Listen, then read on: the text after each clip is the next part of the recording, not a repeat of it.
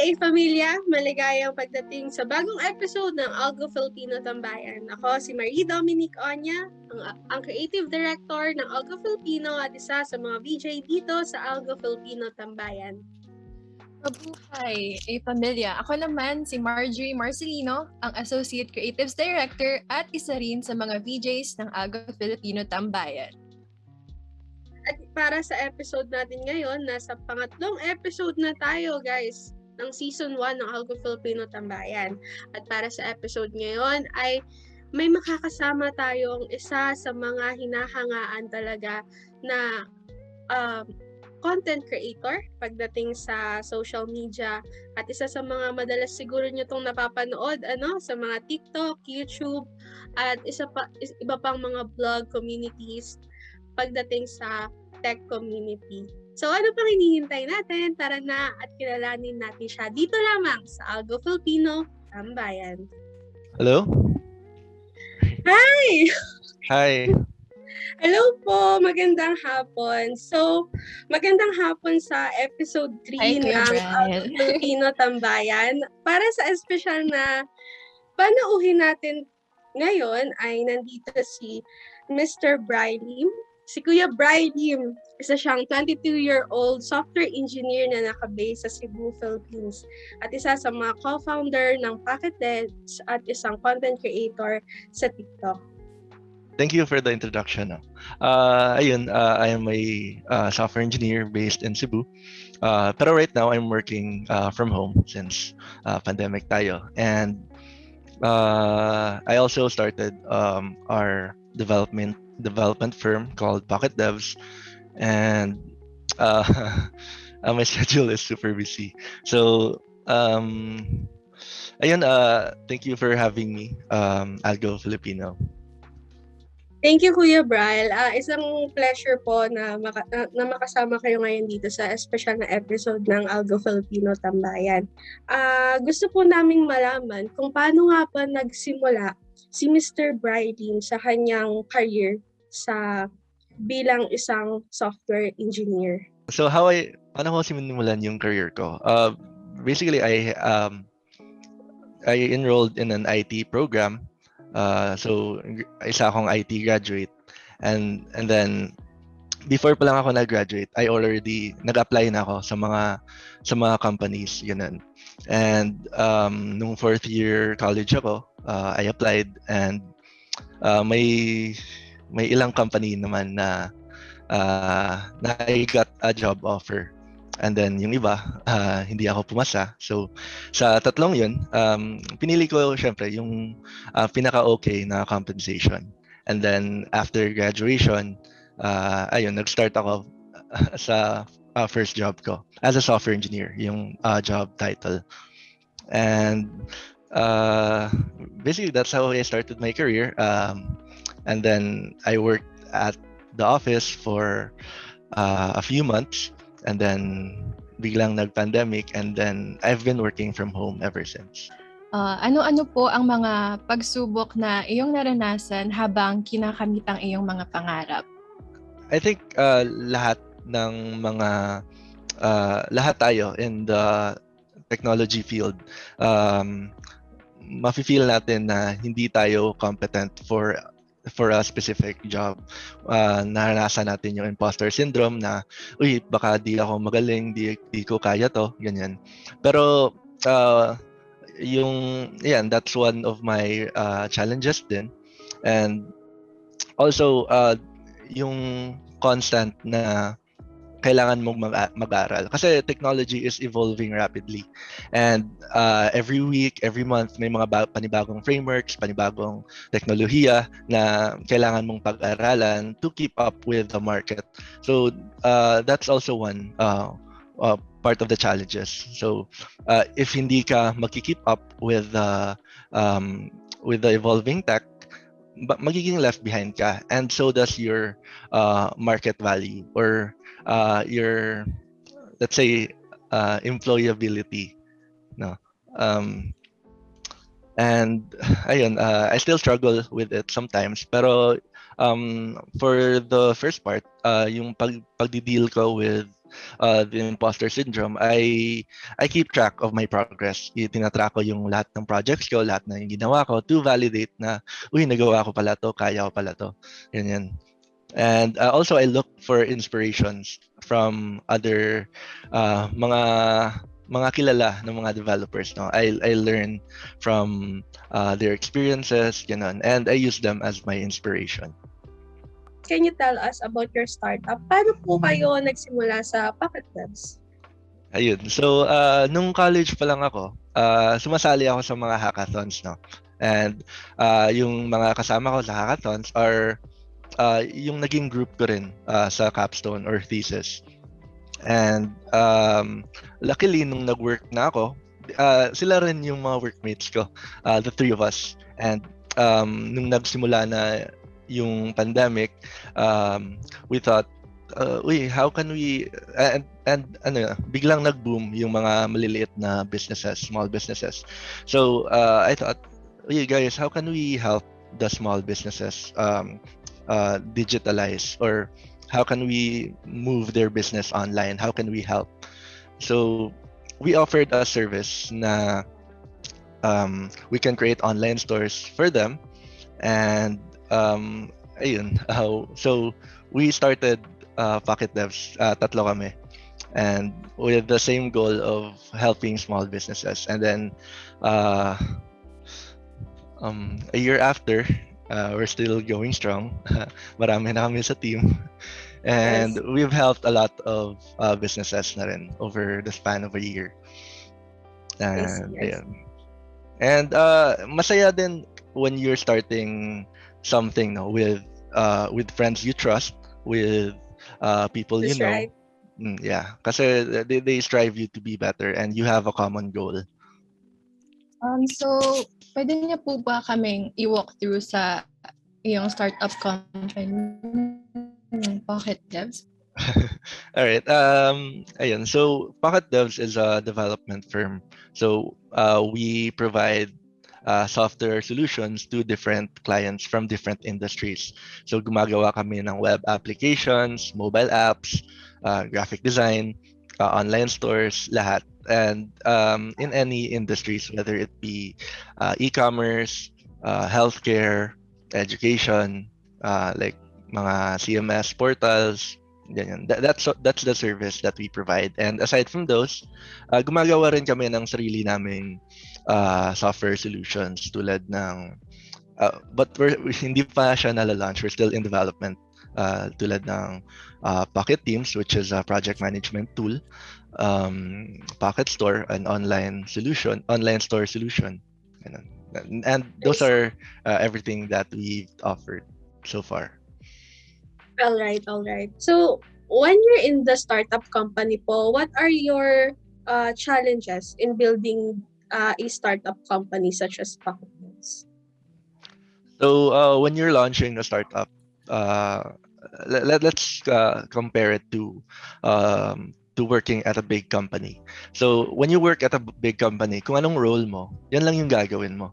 And let's say you are a quality assurance tester, yun lang yung magte-test ka lang ng mga tickets, ganun. Pero when you work at a startup, you have to wear several hats. Marami kang roles and responsibilities kasi limited kayo sa tao.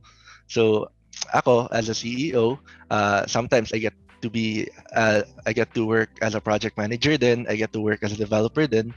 And the same goes with my other team. So our CTO, Ian, she also works as a full stack developer, aside from her role as a CTO. Ganyan. And also marketing is also a challenge since hindi pa kayo masyadong known. And actually, yung pag-start ko ng TikTok helped a lot in promoting our startup, no. And we've helped a lot of clients along the way. And yeah. So, since nasabi niyo po kanina na nagti-TikTok rin po kayo, ano po ang pakiramdam na maging isang content creator and at the same time nagtatrabaho sa tech industry? Uh, Hindi ko talaga na-consider yung self ko as a content creator kasi compared to YouTube, yung videos on TikTok are super short and parang those are just quick snippets of my life and of yung sinishare ko rin na kaalaman. And how does it feel to be a content creator? Well, it feels it feels great, na I get to have a platform to share yung experiences ko, yung kaalaman ko sa mga nanonood. And according to my statistics, most of my viewers are still students pa. And then nakaka nakakagaan ng puso makaka-receive ng messages na ako daw yung inspiration nila to take up IT, to take up computer science, and nakaka-motivate daw yung content ko, and it's what it's what keeps me going to make content. And yeah, I mean, if it feels good. So, ano po yung mga inspiration nyo sa paggawa ng mga content?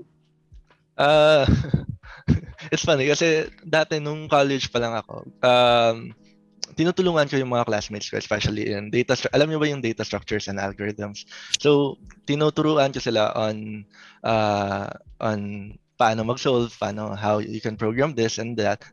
And ayun, nag-tutorial ako sa kanila. And dahil dun, gumawa ako dati ng YouTube channel. And ayun, nagko-code ako, nag-explain ako. And yung mga nanonood lang, yung mga classmates ko. And when I started it, parang ang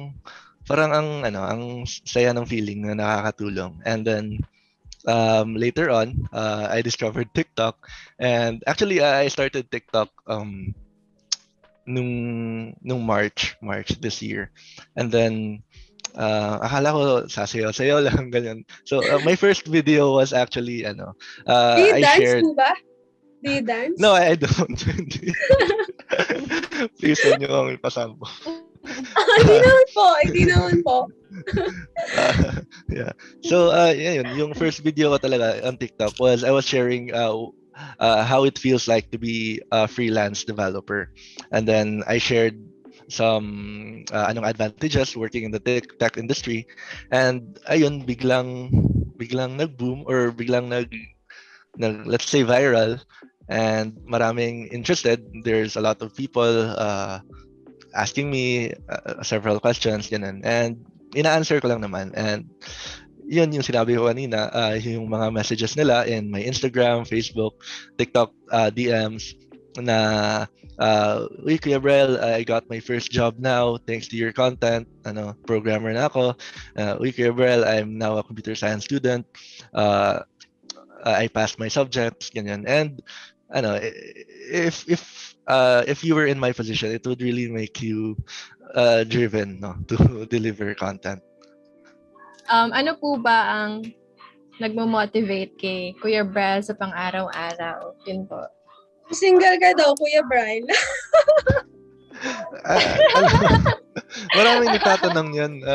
Gusto mo nga yung pro.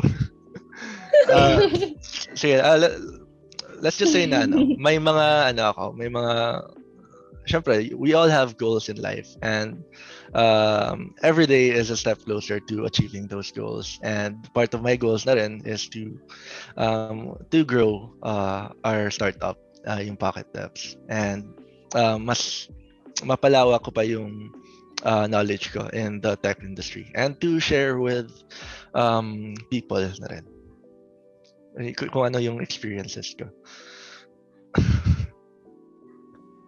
Pero hindi niya sinagot yung tanong, yung showbiz na tanong, kung single siya. Di pa ako single. Wow! Oh my gosh. So parang tinutulungan mo rin ba sa programming, or tinuturuan mo rin ba mag-programming yung girlfriend mo, Kuya Bryl? And then, nasa medical field siya. Wow! I see. Oh, ayan, chika yan. Uy, Chika ano yan, yun? ha? Kayo yung unang naka-alam niyan. Oh my gosh. Pero paano Paano yun? Kapag naiintindihan ba ng jowa mo na busy ka sa programming or parang, di ba, mahirap yung, it's a tough industry. So, like, parang most of your time you're working. Yeah, But- she understands naman na I get super busy with work. And pero Ayun. we set aside time naman for ano, parang bebet. Wow, may kabebet. Marsh, may kabebet time ka ba? Siyempre. Taray. So, paano po ba kayo napunta sa first ever job nyo, Kuya Bryl? Like, how did you land on your first job? Aside from your skills, your knowledge, one thing na important din in this industry is connections. So, yung first job ko, yung nangyari is one of our syempre pag IT or computer science, you have this final project which is your capstone or thesis, ganyan. And one of our panelists, yung magja-judge ng work mo, he was I think he was impressed by our work and he offered me a job at his company and as a software engineer. And for all the job offers that I received, yun yung pinakagusto ko na work. So ayun, I landed my first job as software engineer in a medical school.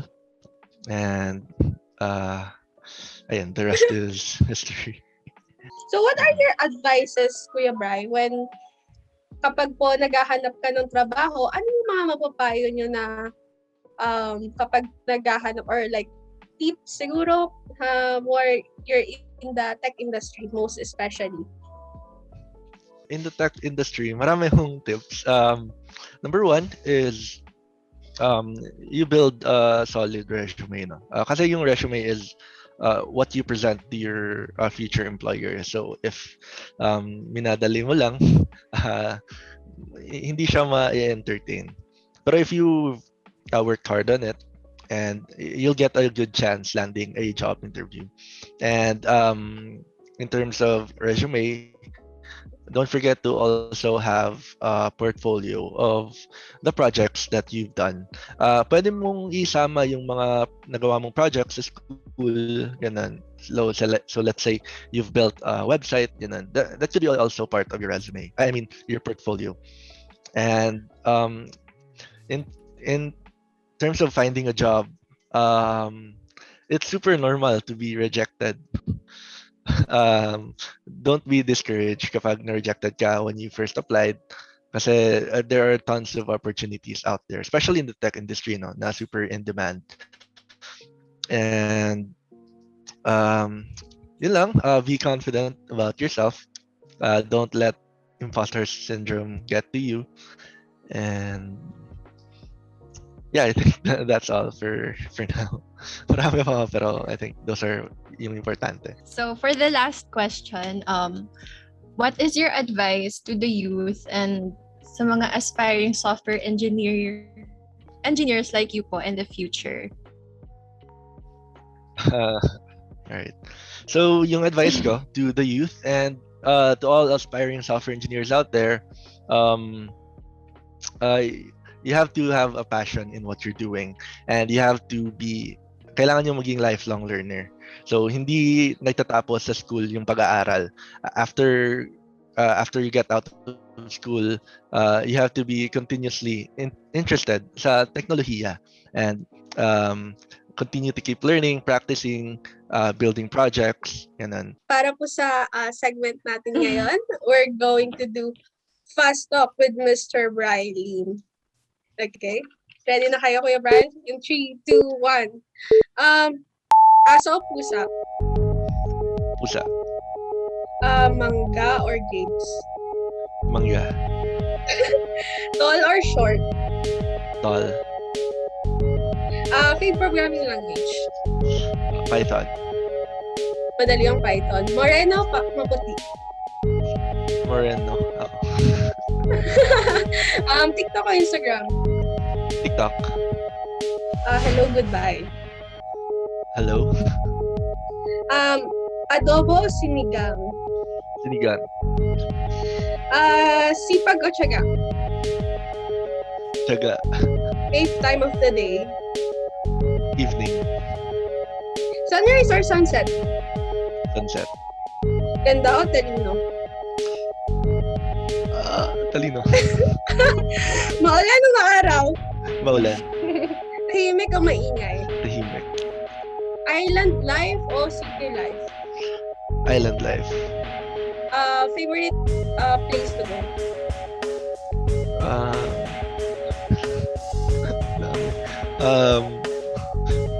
Boracay. Coffee or juice?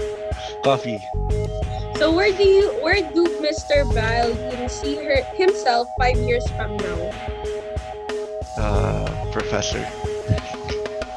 I see. Thank you so much, Mr. Bryl, for being with us today. So hindi ko pala alam na gusto niya ring magturo, Kuya Bryl. I'm considering. Wow, that's really nice. So maybe this will be the end of our episode for Algo Filipino Tambayan, which is episode B. So it's really nice to be with you today, this afternoon, Kuya Bryl Lim. If you have the time, if you want to learn about tech stuff, you can visit my blog. It's on brylim.com. And I also create content on TikTok, YouTube, and Medium. Then for Pocket Devs, if you need software solutions, you can visit our website, pocketdevs.ph. And for internship opportunities, you can send your resume to careers@pocketdevs.ph. And you can also join my Discord community now. We have over 5,000 members now. It's discord.link/Bryl. And that's all from me. Thank you guys for having me. All right. Again, this is Marie Dominic Onya, Creative Director of Algo Filipino Tambayan. And I am Marjorie Marcelino, the Associate Creative Director of Algo Filipino. Thank you for tuning in, or maraming salamat sa pagsuporta at patuloy na pagsuporta sa Algo Filipino at sa Algo Filipino Tambayan. And ayun, maraming salamat Algo Filipino, maraming salamat AFamilia. Hanggang sa muli.